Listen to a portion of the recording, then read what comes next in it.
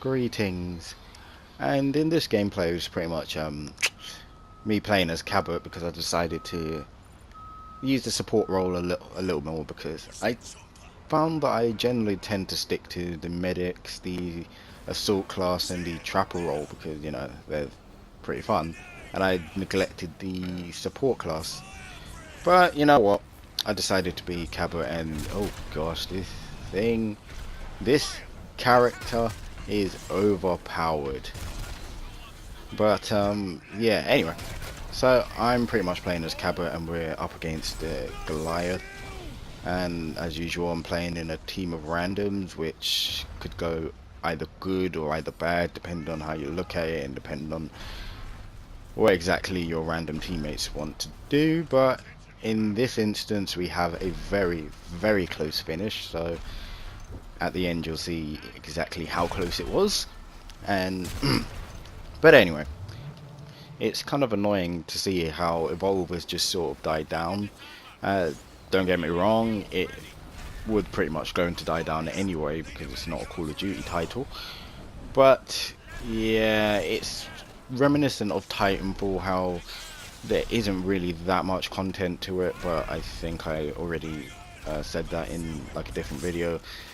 But it's kind of sad because there are other game modes such as Nest, Rescue, and Defend, but Rescue and Nest are really short-paced game modes which are good and bad in some aspects, and Defend isn't even a playable playlist by itself. You have to actually do evacuation, where sometimes you just don't want to be doing a five round game. You just only have time to play, 1 or 2 games.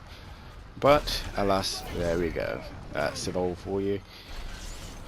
I doubt it will really last that long. Yes, there is some DLC coming, and I am actually looking forward to the new hunters and the new monster as well, and I'll definitely play it. I'm not sure about the price of the hunters and the monsters and whether that's actually worth it, but I'll just have to wait and see. Anyway, we pretty much captured this Goliath, and as you can see, we get down to half health and our medic dies, so I'm trying to just stay my distance and make sure that I don't actually get hit or anything like that, because I've noticed a good strategy in this game is if you're playing as the support, make sure that they stay back, because they're usually the insurance.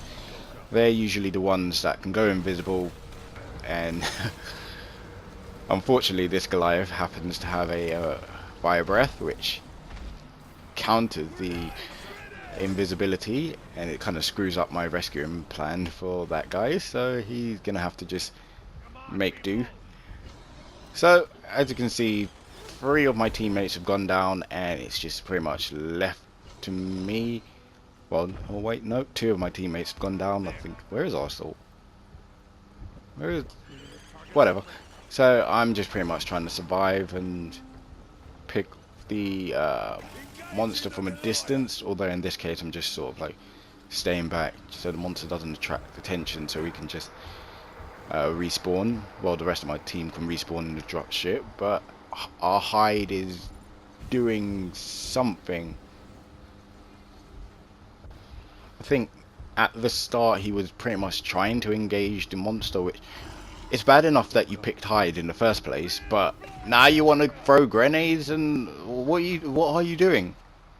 Just stop. Just let everyone come back. Let us get the see that right there is your own fault, hide.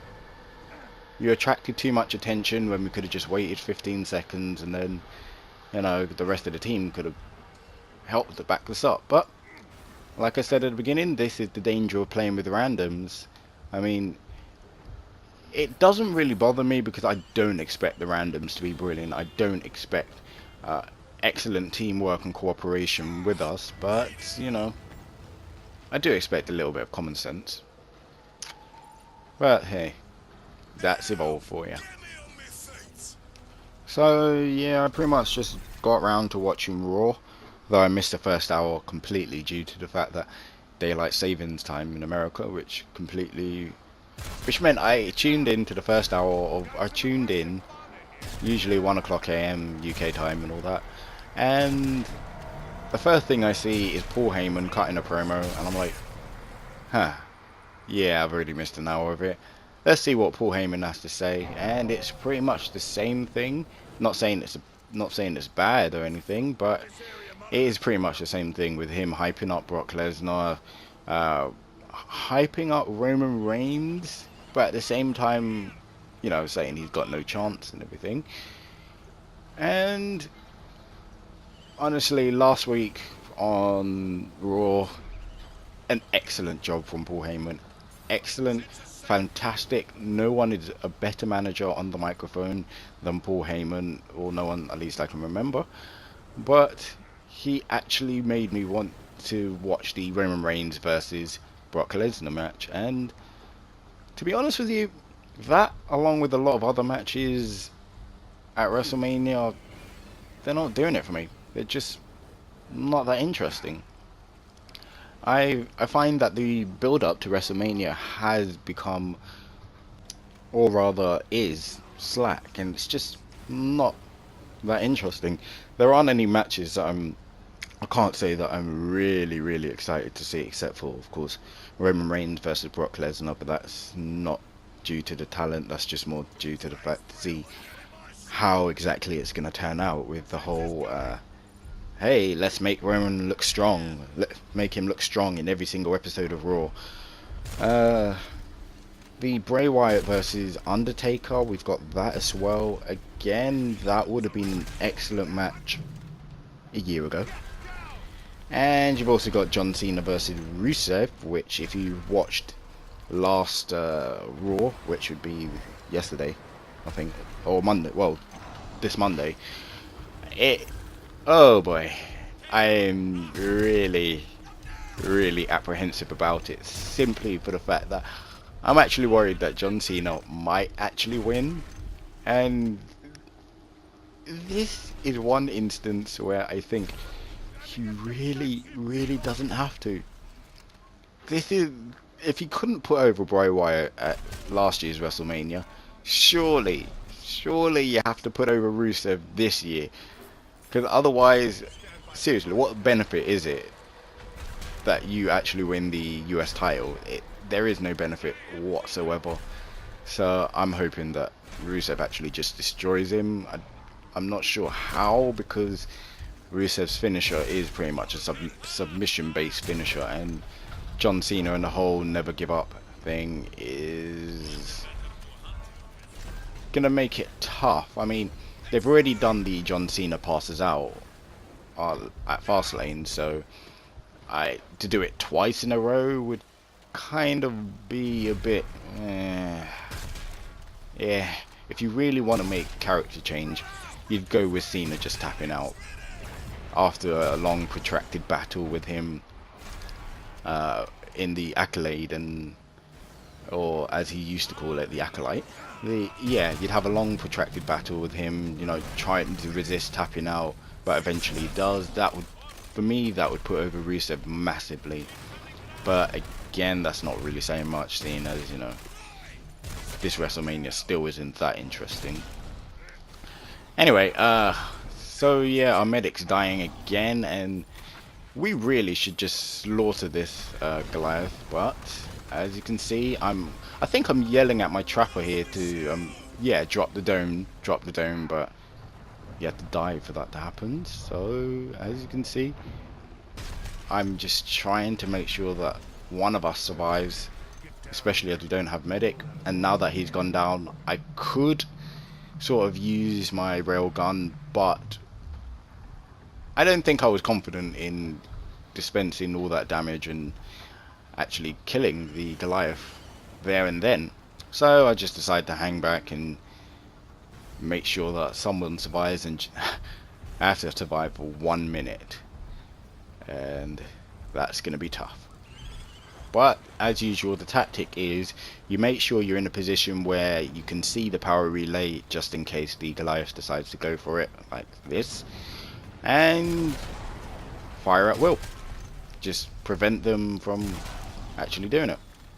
Of course, if you're anyone but Lazarus and his silenced sniper rifle, you're gonna end up putting tracers and it's gonna reveal the location of where you are instantly.